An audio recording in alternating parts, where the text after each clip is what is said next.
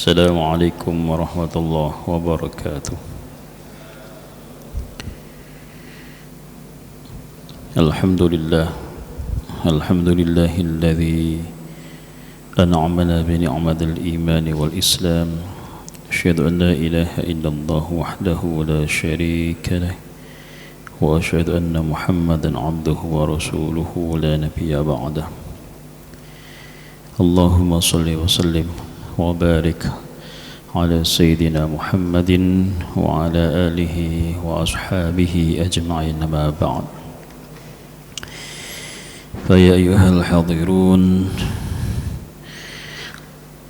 ya ayyuhan nasu antumul fuqara'u ila Allah wallahu wal ghaniyyul hamid. Yasha yudhhibukum wa ya'ti bi khalqin jadid wa ma dzalika 'ala Allahi bi'aziz. Sadaqallahul 'azim. Hadirin jamaah salat zuhur Masjid STIK yang dirahmati Allah Subhanahu wa taala. Kembali kita membahas, mengkaji kitab Tanbihul Ghafilin, pengingat bagi orang-orang yang lalai. Kita masih pada bab keutamaan orang-orang yang fakir. Dijelaskan pada pertemuan yang lalu bahwa annal faqira khamsu karamat.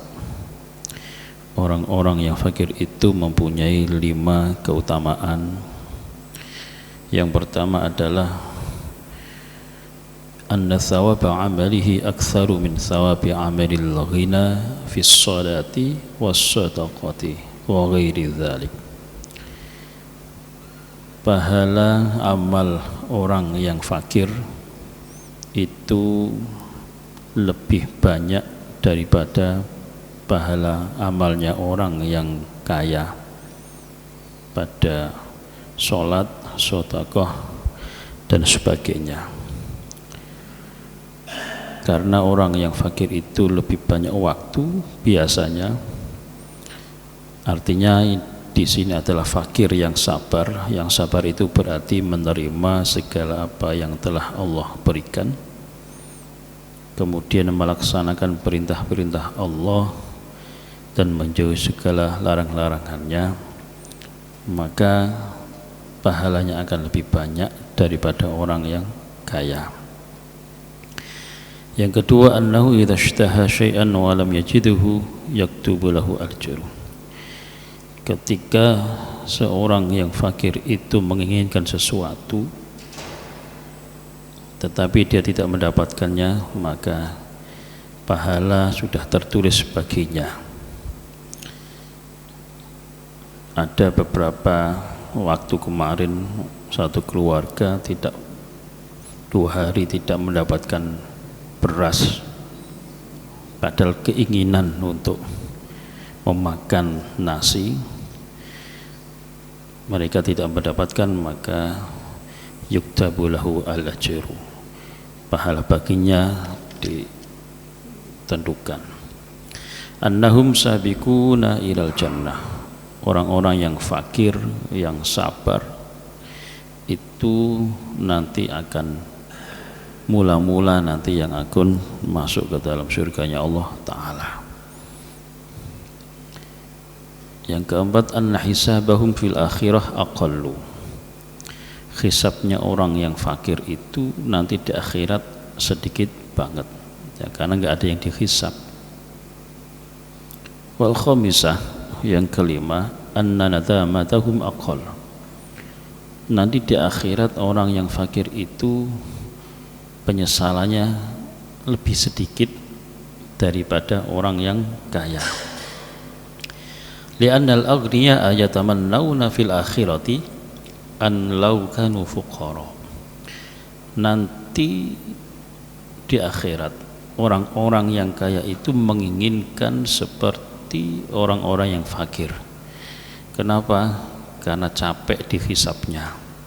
Orang fakir nggak ada dihisapnya, nggak ada harta yang dihisapnya. wala yatamannal fuqara'u allau kanu aghniya. Tetapi orang yang fakir nanti di akhirat tidak kepingin menjadi orang yang kaya. Hanya di dunia saja orang fakir itu menginginkan jadi orang kaya, karena silaunya harta kepingin. Tetapi nanti pada saat di akhirat, ketika diperlihatkan hisabnya lebih berat, ya mundur dengan teratur. Wa qala Ibnu Abbas radhiyallahu anhu, mal'unun man akrama bil ghina wa ahana bil faqri. Ibnu Abbas menasihati kepada kita bahwa sungguh terhina, sungguh menjadi hina apabila ada orang-orang yang lebih memuliakan seseorang karena hartanya dan menghina seseorang karena kefakirannya. Ini nasihat Ibnu Abbas. Karena pada prinsipnya harta itu yang memberikan adalah Allah Subhanahu wa ta'ala. Kemarin kita sudah pelajari bahwa ada sahabat Rasulullah Shallallahu Alaihi Wasallam yang fakir, yang duduk bersama Rasulullah. Kemudian datang seseorang yang kaya raya. Lah, orang yang kaya raya ini tidak mau duduk bersama orang-orang yang fakir. Saat itu Rasulullah Shallallahu Alaihi Wasallam ditegur oleh Allah melalui surat Al-Kahfi ayat 28, wasbir nafsaka ma'al ladzina yad'una rabbahum bil ghadati wal 'ashyi yuriduna wajhah. Bersabarlah engkau wahai Rasul bersama orang-orang yang senantiasa menyeru Tuhan mereka pada waktu petang dan pagi.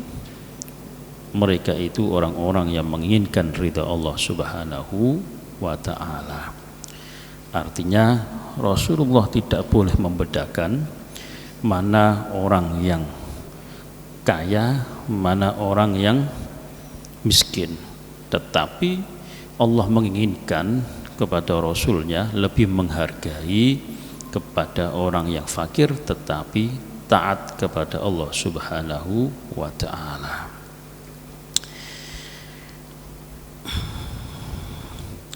Wa an Abi ad-Darda ma ansafana ikhwanana al-ghina li'annahum ya'kuluna wa nahnu na'kul wa yashrabuna wa nahnu nashrabu wa yalbasuna wa nahnu nalbasu wa lahum fudulu amwalihim yanzuruna ilaiha wa nahnu nanzur ilaiha ma'ahum wa hum yuhasabuna wa nahnu bara'un minha.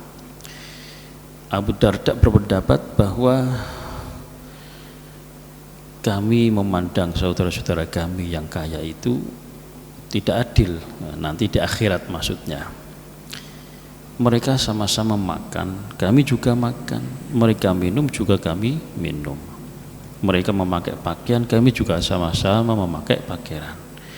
Bedanya mereka diberikan keutamaan oleh Allah tentang harta bendanya, tetapi wahum yuhasabuna, mereka nanti di akhirat akan dihisab oleh Allah Ta'ala dengan lebih teliti lagi. Sedangkan orang-orang yang miskin, yang fakir, wa nahnu bara'un minha, kami nanti enggak dihisab tentang harta benda kami, karena ya enggak ada yang mau dihisab.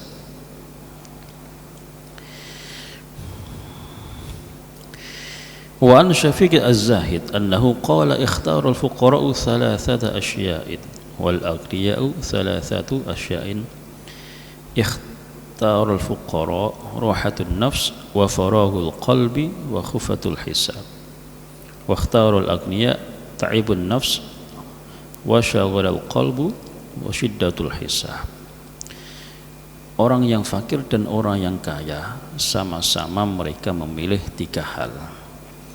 Yang pertama, kalau orang fakir itu rahatun nafs, jiwanya itu enteng, nyaman. Kita bisa lihat tukang becak itu bisa tidur di atas becaknya dengan leluasannya, bisa tidur sembarang tempat, nggak enak tidur. Tapi kalau orang kaya belum tentu tidurnya harus masuk hotel dulu. Kalau bepergian tidur di masjid, nginep di masjid, nggak mau, karena sudah kebiasaan nyaman. Wa faraghul qalbi, hatinya ya ringan saja orang yang fakir. Nah, kalau orang kaya, wa syaghlul qalbi, hatinya biasanya kocar kacir, memikirkan sesuatu yang macam-macam. Wa khuffatul hisab, orang fakir nanti itu hisabnya akan ringan. Sedangkan orang yang kaya, wa syiddatul hisab, nanti hisabnya lebih berat daripada orang yang fakir. Wa ruwiya an Hatim az-Zahid annahu qala man itta'a arba'an min ghairi arba'in fahuwa mukadzibun. Dari Hatim az-Zahid, dia berkata, siapa yang memilih 4 perkara tetapi meninggalkan 4 perkara, maka dia sesungguhnya adalah mukadzibun, orang yang berbohong.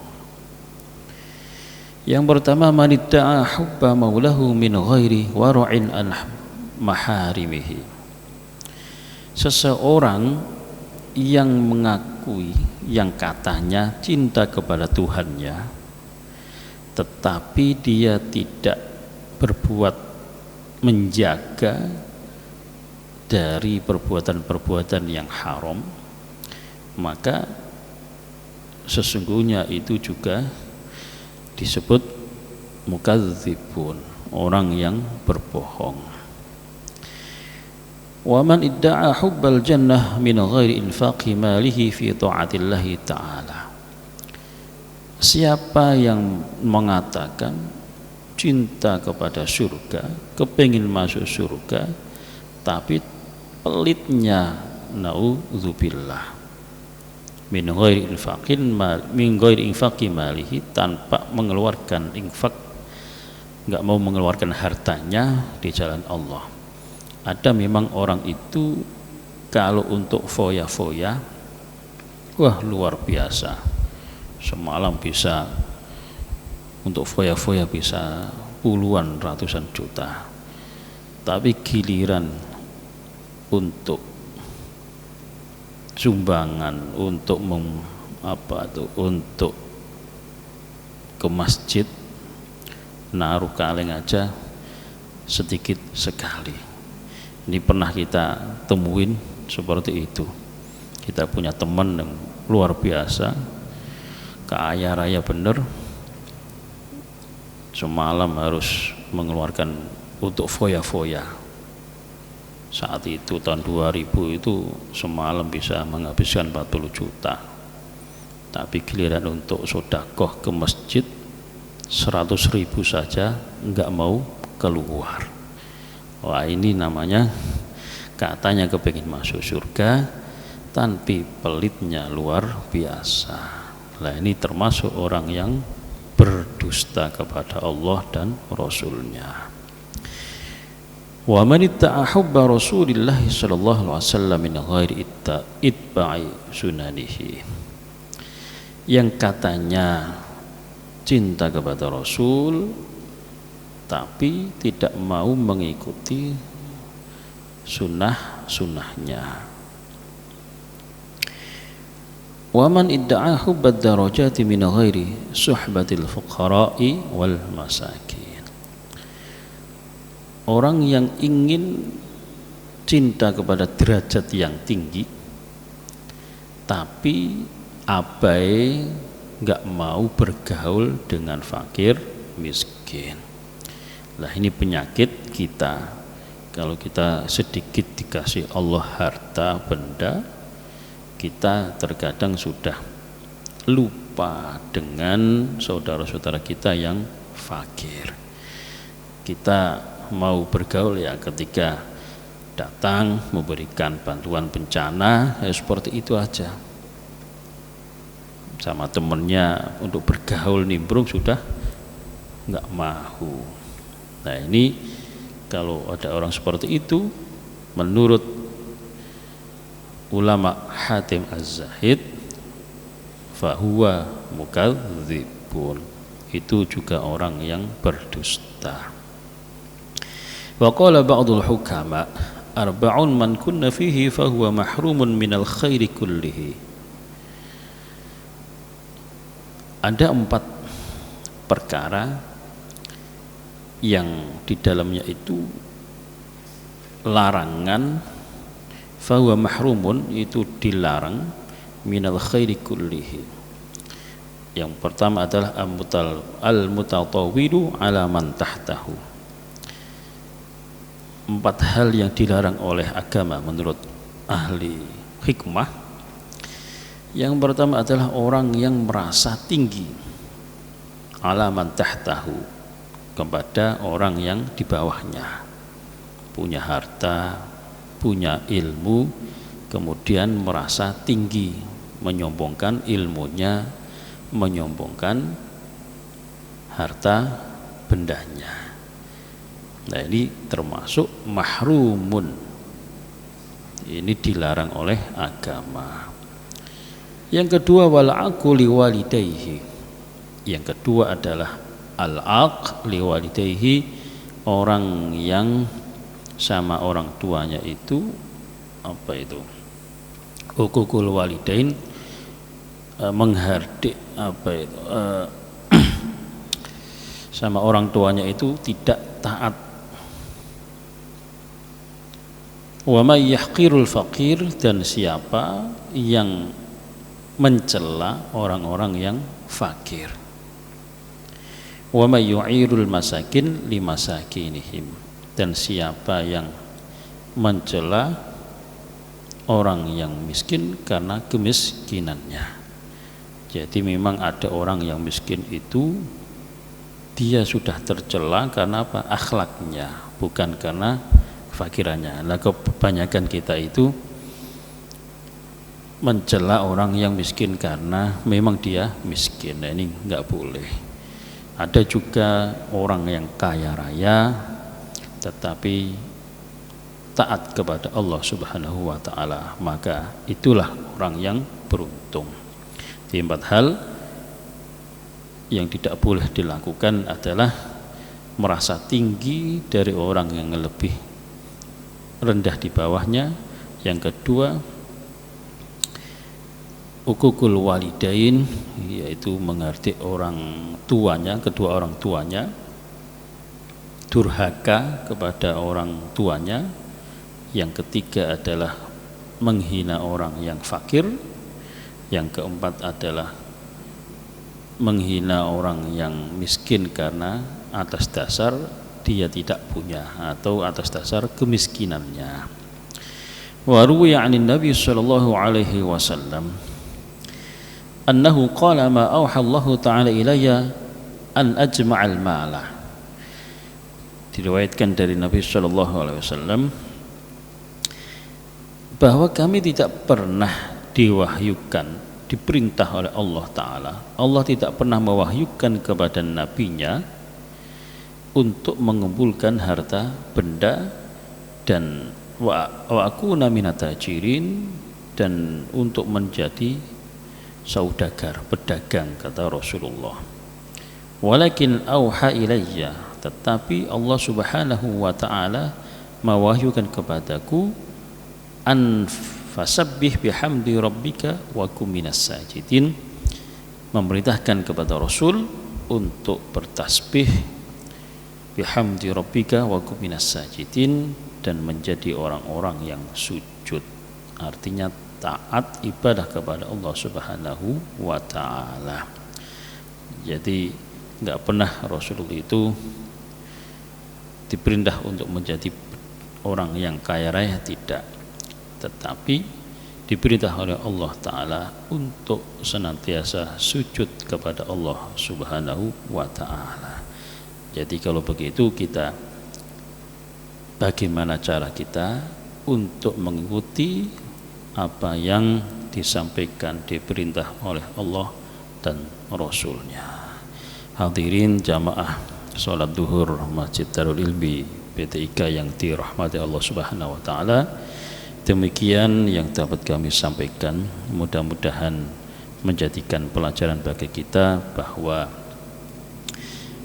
Allah Subhanahu wa ta'ala tidak pernah memandang hambanya daripada posisi, kedudukan maupun harta bendanya, tetapi Allah Subhanahu wa ta'ala memandang hambanya itu mana yang paling benar-benar takwa di hadapan Allah Subhanahu wa ta'ala. Demikian, kurang lebih maaf. Subhanakallahumma wa bihamdika asyhadu an la ilaha illa anta astaghfiruka wa atubu ilaik. Assalamualaikum warahmatullahi wabarakatuh.